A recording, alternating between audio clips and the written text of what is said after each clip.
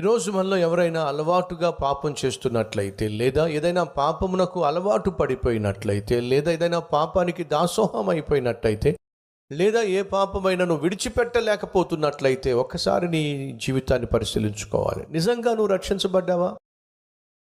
నిజంగా క్రీస్తు యొక్క రక్తంలో కడగబడ్డావా? నిజంగానే క్రీస్తును సొంత రక్షకునిగా అంగీకరించావా? నిన్ను ప్రశ్నించుకోవడం మంచిదే.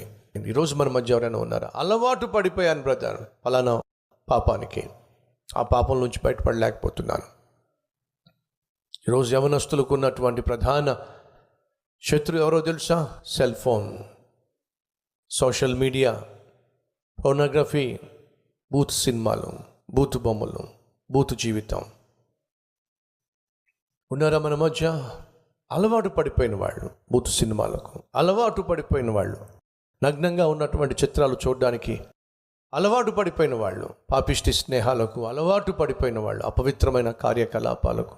దయచేసి గమనించండి, నువ్వు అలవాటు ప్రకారం పాపంలో జీవిస్తున్నట్లయితే నువ్వు సైతానుకు బందీవైపోయావు.